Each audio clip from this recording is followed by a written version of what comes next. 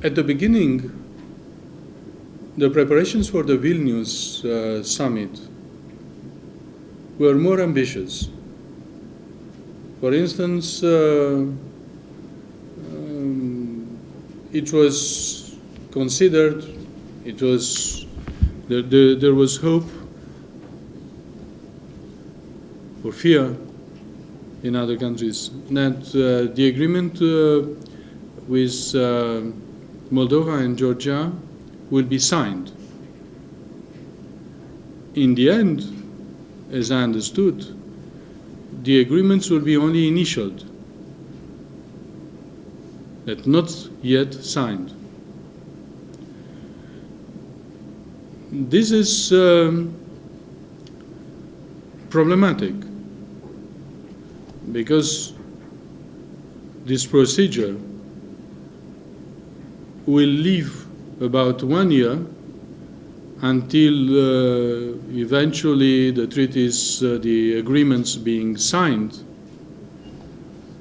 period in which the political class, the political elite in those countries will have time to pressure, to manipulate. In Moldova, for instance, the percentage of those who are pro-European is about 50%. So, after a period of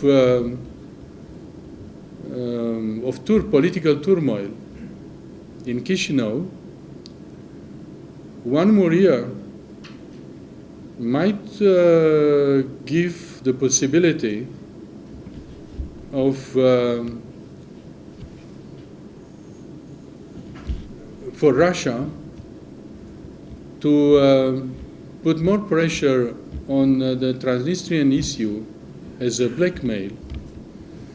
And I remember that I have read something interesting about this issue. I don't know if I can find it now, but it was after a visit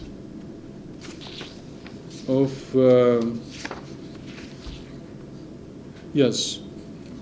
after the visit of Rogozin to Chisinau. And he said recently, after threatening to cut Moldova's trade with Russia and imposing restrictions on the migrant workers on entering Russia, he said that by moving closer to Europe, Moldova would have to leave behind Transnistria, which is backed by Russia. And I quote from his speech, Moldova's train en route to Europe would lose its wagons in Transnistria.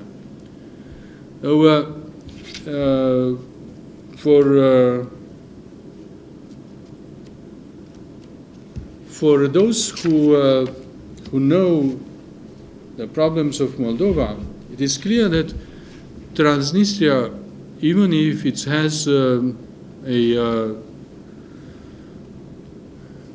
special history in comparison with the other parts of the territory of the Republic of Moldova, has an important economic dimension for Chisinau, because most of the economy have been built by Soviet Union in the Republic of Moldova in Transnistria. And Transnistria has not only a subjective importance, families being on one part or the other of Dniester, but also from the economic point of view, from the energy point of view. Transnistria is very important for the overall economy of Moldova. That's why it's not only the question of a territory which was never part of Romania in the history. It's a question of the after the Second World War situation of Moldova, with most of its economy being located there. That's why the blackmail of losing Transnistria, it's very sensitive for the people in Chisinau. And there is also something important. After the Second World War, the people from Moldova looked at the outside world through the windows of Moscow. The mentality, the language, the culture have been transferred to the people there through an education system which is based on Cyrillic letters, on Russian literature, and so on and so forth. That's why, and it is also very important that after the Second World War, the people from Moscow sent to the Republic of Moldova a lot of, a number of Russians who took the leading positions there. That's why when you look at the elite, the political class, the businessmen, or the people in leading the economic companies, there are a lot who came from Moscow. That's why the situation is so mingled, so complicated there. And I don't want to mention the fact that the files of the people there are also in Moscow, are not in Chisinau, for obvious reasons. So what Rogozin wanted to say was very clear. Take care. If you go along these lines, we might create problems for your trade, for your economy. And Moldova already has problems in selling the wines, and it was a clear sign. Look, we can block the major revenues that you have from exports in Russia. And so the pressure, as Commissioner Füle explained in Brussels, the pressure from Russia activated now before Vilnius, and they will continue after Vilnius. Now, very much depends on how much the European Union wants to involve in the process of going on with the Eastern Partnership. At a time when the 6 small Negroes, from those 6 small Negroes, only 3 remained. And it's not very clear whether Ukraine will go on or not. Complicating the things with Yulia Tymoshenko is a way of saying, look, Ukraine is not the right time to come in. But I don't know. We'll see. But what we can do at this moment is only to look around, to understand the context, to understand the interests, the horizon, and to try to look backwards to understand the evolution of the Russian strategy in the region, and also to understand the prospects of the American and European priorities.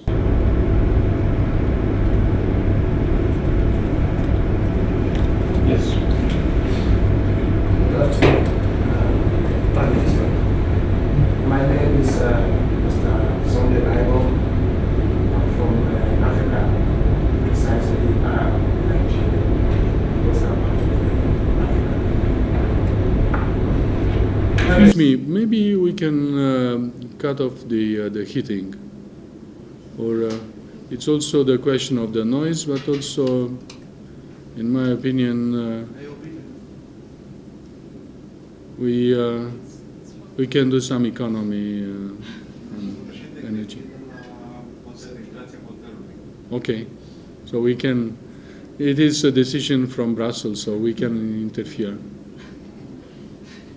No, I'm joking. It's okay. No, it's the central heating, so we cannot interfere.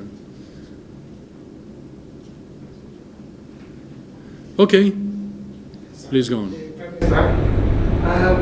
Challenges are inevitable.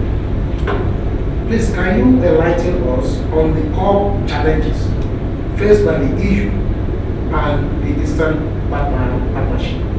Putting in mind that projecting the future challenges, you must reduce or terminate some certain challenges for you to project the future.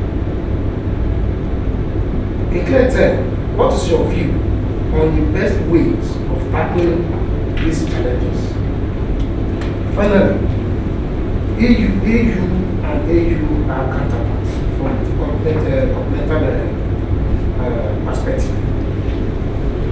What lesson can Africa learn from the success in tackling these challenges?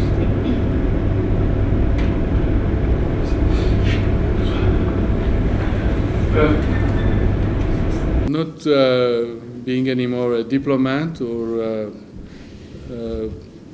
a member of the government or the parliament, I can be very blunt on this issue.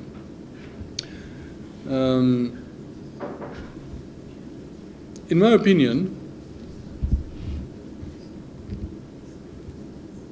the Eastern Partnership is part of a overall menu that the European Union wanted to offer to countries around, taking into account the geography of the territory of the European Union.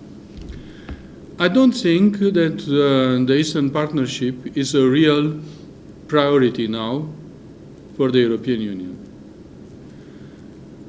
On the contrary, I think that the project in the South Mediterranean and also towards the north of Africa is much more serious, due to the fact that the supporters of this project are France, Italy, and Spain.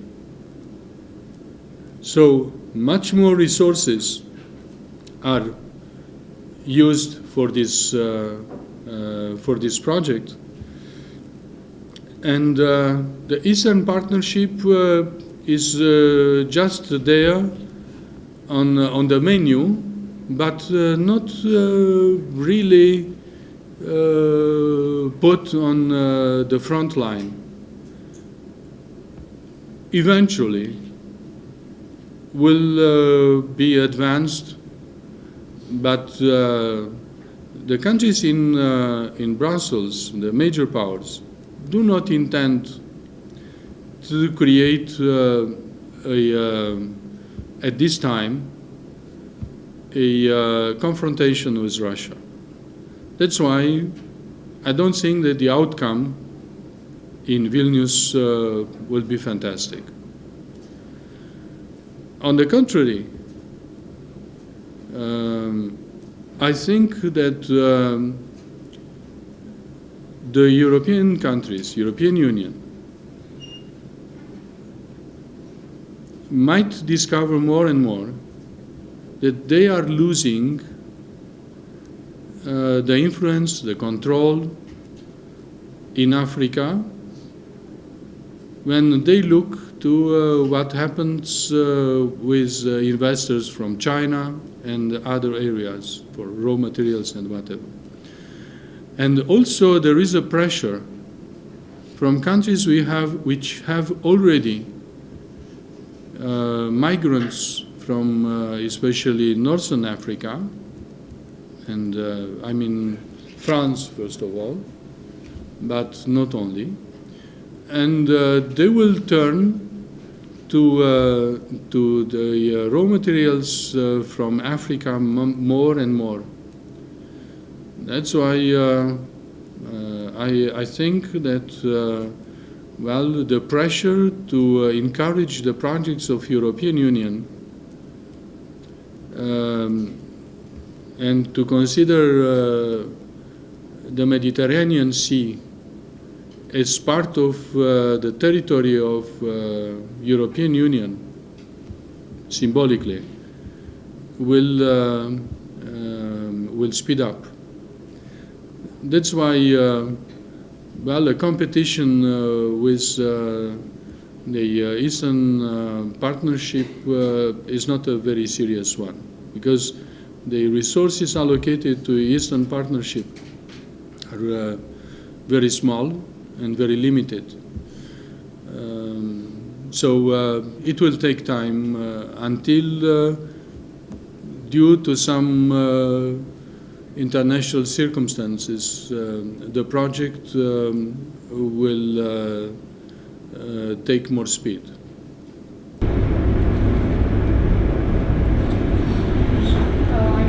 From the press office of the Ministry of Foreign Affairs Romania, and I was wondering which is your vision for the future of the European Union.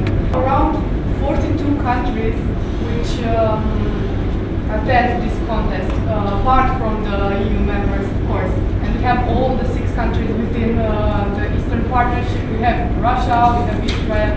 Would you think this is a vision for the European Union at this moment to expand to, let's say, 42 members?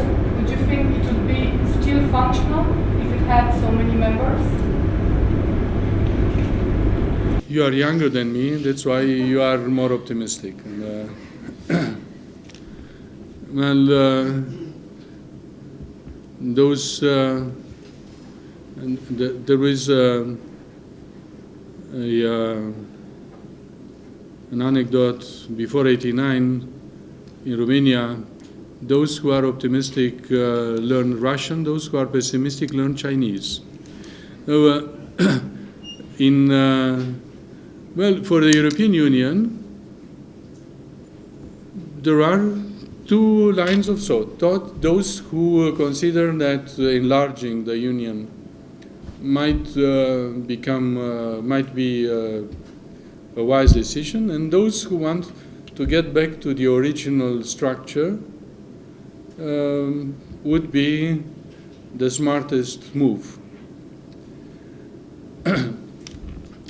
Well, I don't believe that turning the European Union into a small United Nations will be a wise decision. It is clear that expanding too much, the structure is less homogeneous politically, culturally, and it's very difficult to move from an economic structure to an organization of political integration. It is difficult right now.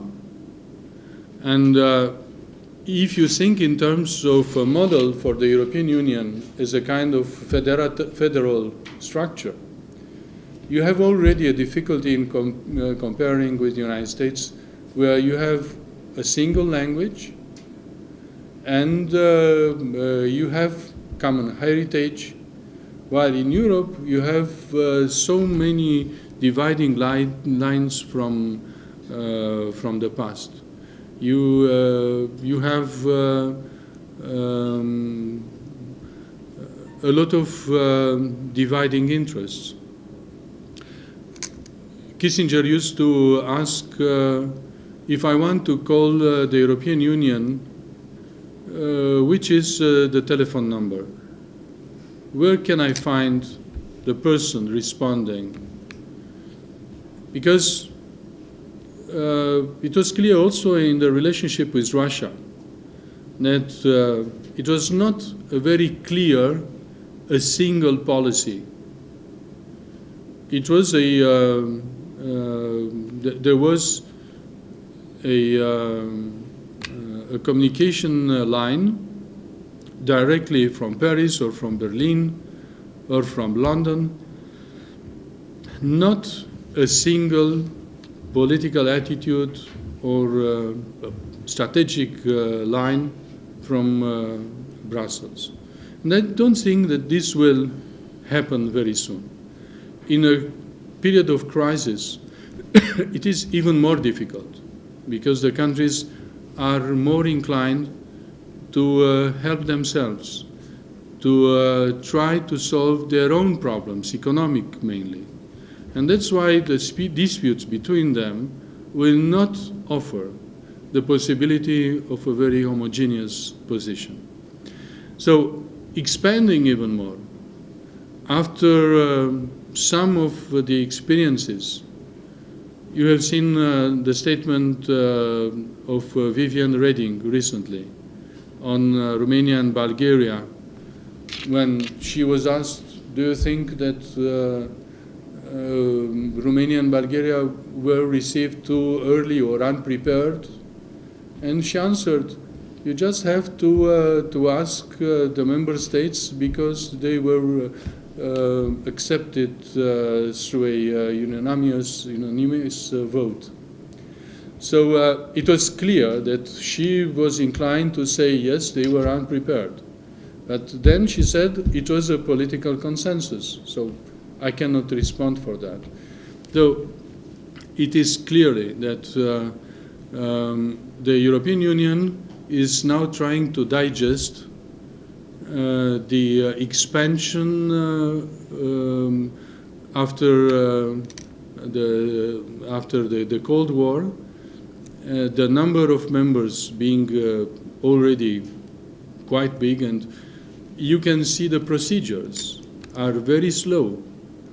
The fact that you have to use so many languages, so many translations, the bureaucracy is huge.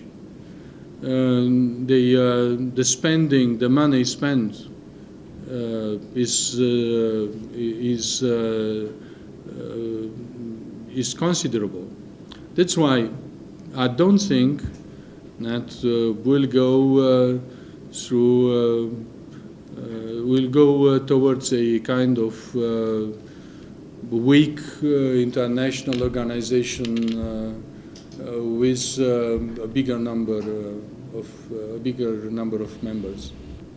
I'm reluctant to consider such a scenario.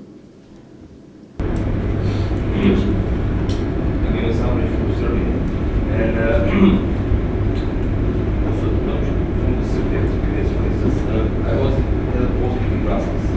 When I came there at the end of 2005, there was like, we have a enlarged perspective to join the EU 2012 or 2014. It's more real 2014. But now it's 2013, and it was not long ago, maybe. Don't you think that those, that kind of Tools. EU, yes, that EU is not, it's a very compound, very complex organization to keep promises to others. Okay, please don't read my article from Journal Național of today.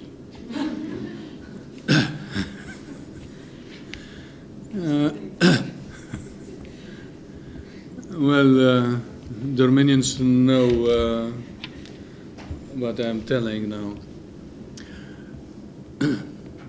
But a day before yesterday, we marked 20 years since we became a member of the Council of Europe.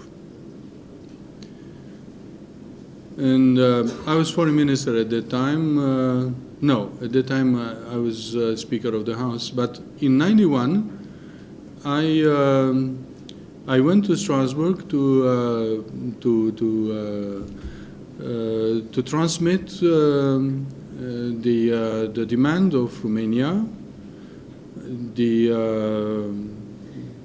the documents through which Romania asked to become a member of the Council of Europe, and I have signed the cultural agreement, cultural convention.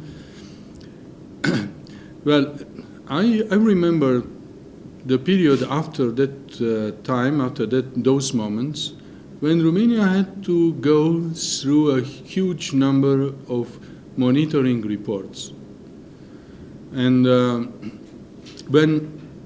before we entered into European Union, and also after that moment, Romania continued to be monitored, and well, it was always problem of the values, respected or not. Well, I don't want to comment too much on that. I will come back to, but I don't consider that this is natural, and I would prefer another type of attitude, but I don't want to share my views on that with you here. And I think that Serbia is in a very special position. The question is not if Serbia will become a member of the European Union. The question is when. So if you are in a hurry and you show that, you might lose a lot. And that's why, and you know better than me, the bet and the importance of Kosovo, of the president of Kosovo, the developments there, the question of principle, the questions of international law. You know what happened when Belgrade was bombed, and well, I don't want to go back to those times. It is clear that Serbia is now approaching the stage of becoming a member. It is important, in my opinion, to take what is good from the relationship with the European Union, to resist on what is bad, to understand that at this time there will be cântece de sirenă, nu știu cum se spune în engleză. Well, some special offers, special offers from Russia to build the southern belt from Transnistria, Bulgaria, Serbia, and you know what happened with some of the companies, major companies in Serbia, the privatization process or whatever. Well, the fight, the clash which exists on the Eastern Partnership, in my opinion, exists also in Bulgaria or Serbia already, or exists since the 90s. The problem was that the first testing ground in Europe after the fall of the Berlin Wall was Yugoslavia.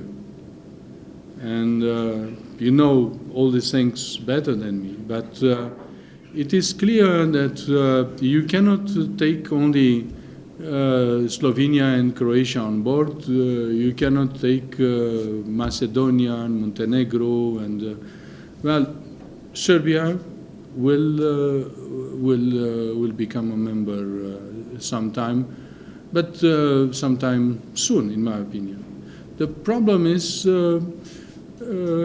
how you make the compromises with the European Union on some principles, if you accept that, and on institutions and economy.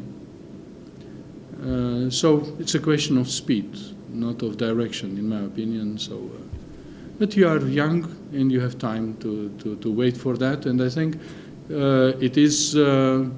it would be wise not to hurry up in accepting some of the conditions which are now imposed. Also, there's the problem of the common principles of the EU towards Serbia. You know that there is not a common position. Some really more questions.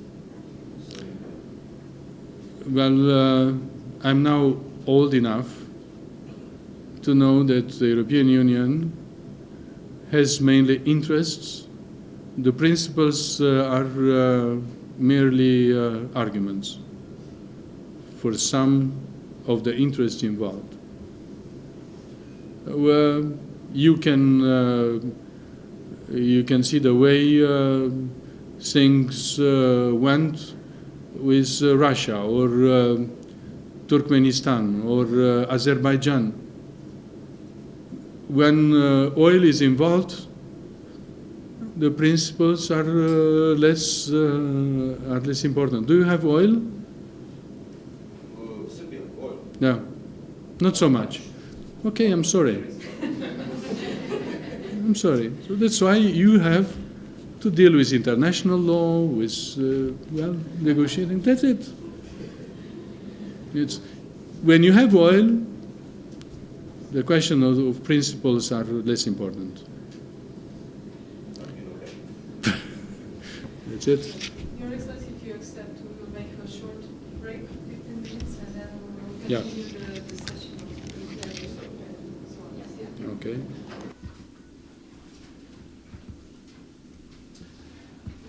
My name is Yes. Soroko from the Ministry of Foreign Affairs of Poland. So I'd like to thank you for your presentation, comments, and rather realistic point of view or regard on the developments regarding Eastern Partnership Program and relations between the EU, its Eastern Partnership, and Russia.